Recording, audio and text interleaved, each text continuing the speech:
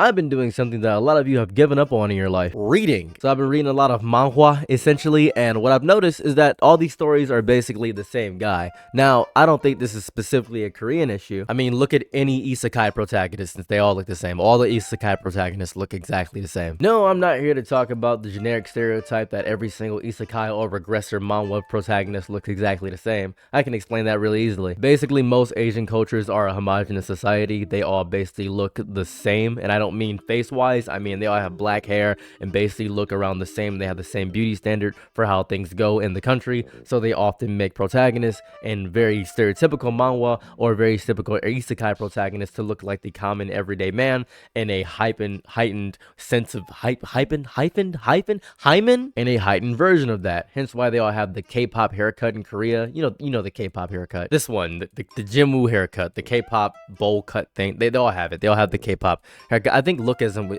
maybe Daniel from Lookism. This is the better example. This haircut. They all have this haircut, essentially, is what they're all looking like in Korea. The K-pop side bowl, whatever it's called. I don't know what it's called. I have no idea what it's called. Japan is a very homogenous society, hence why their work culture is completely draining them and destroying them, and they hate it deeply, and they're actively having retaliation because of their horrible workforce. My issue with all these manhwa isn't the fact they all look the same. I mean, we have action movie stars that look exactly the same. It's all white guys. The problem is the eventual regression of the story, which is crazy because it's all regressor manhwa. Take a generic nobody, randomly, just put him in any situation, and he's having a horrible time, he's getting bullied, and he's getting picked on. But suddenly, what happens? Oh, he gets a new chance at life. He gets another chance to do everything over again. And he becomes sexy, ooh, and stronger. And he has all these women that are fawning over him. Who's going to be his love interest? Maybe all of them. Who knows? This happens with regressor manhwa, and this happens with isekais. And I don't hate this initially. I think it is very human to want to get a second chance at life, especially with information that you have now, hindsight's 2020, and you want to know what you're doing, and you want to know that you can win the lottery and figure all these things out and have a second chance because you're wiser,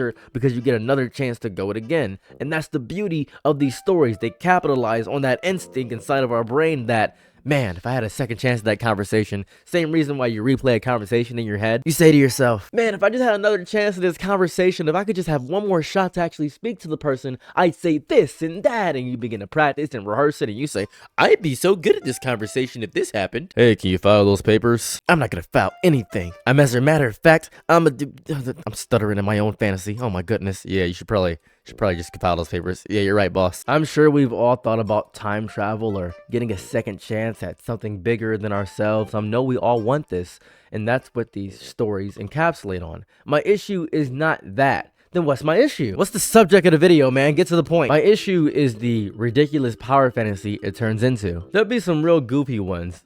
Let me think off the top of my head. That time I got reborn as a vending machine. That time I got reincarnated as a spider. That time I got reincarnated as a slime. By the way, there's a new season out of that, by the way. It's actually pretty good. That time I got reincarnated as an apple. That time I got reincarnated as a sword. That time I got reincarnated as a girl.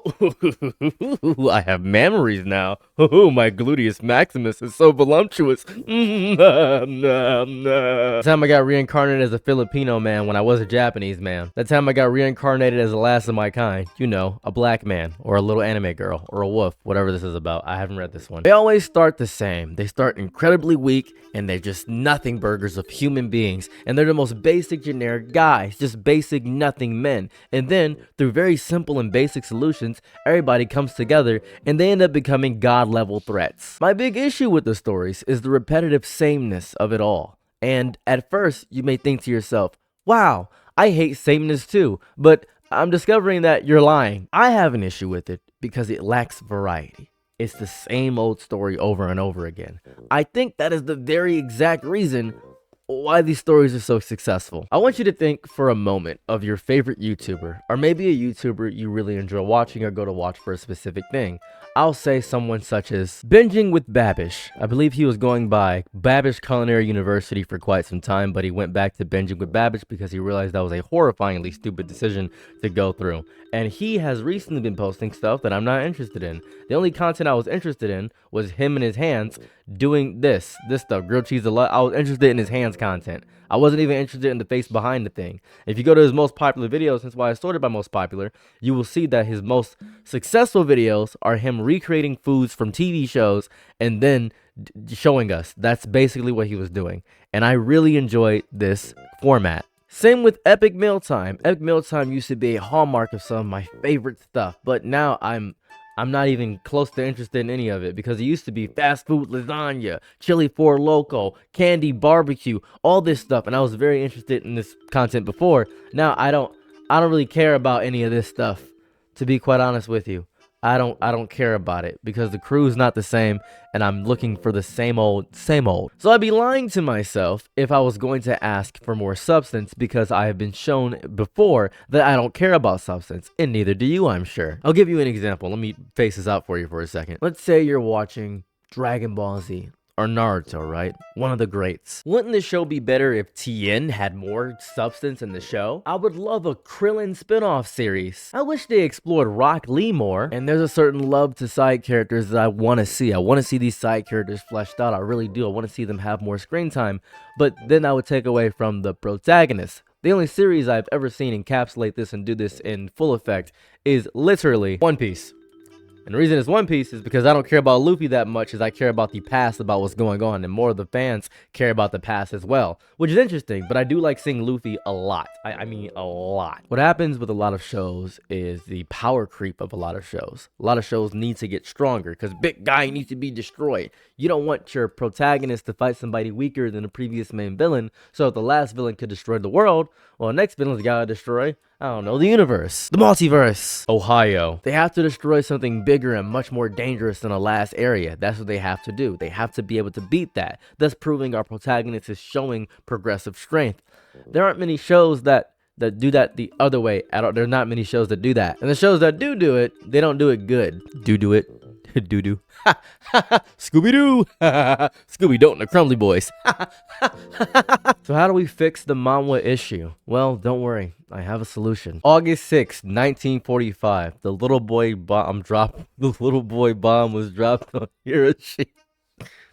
I gotta get through this. Hold on. I gotta get that. Hold on. Give me a second. August 6th, 1945. The little boy bomb.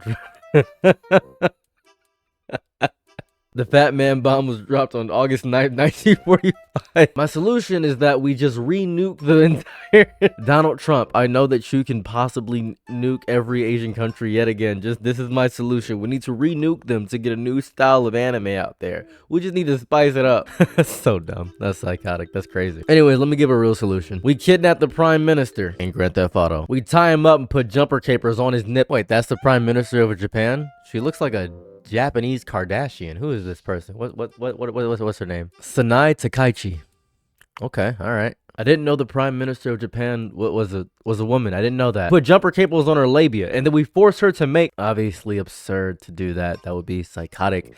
Obviously, YouTube, I'm joking. Please don't demonetize my video. I'm obviously doing a bit. Please don't do this to me. I'm trying to feed my gambling addiction. Not sure what to do with the manhwa issue. I kind of just wanted to rant and ramble about it. Let me know how you feel about anime in totality, and that's all I really want to know. Don't forget to like, comment, and subscribe. If you want to support me financially even deeper than that, you can go ahead and follow me on Patreon. It's $1 a month, and you guys get access to exclusive content. I don't know what the exclusive content is yet. I believe I'm reacting to live reaction videos. I think I'm doing live reactions. Live episodes? I think I'm reacting to episodes. I think that's what I'm doing. I think so. I'm sure. Other than that, have a lovely day or night wherever you're at, and I'm out. Peace. Bye. I'm your Nick and Night, be my Laurel, happy to try what you need. Your world, I love to live in it. I love the ride when you're free.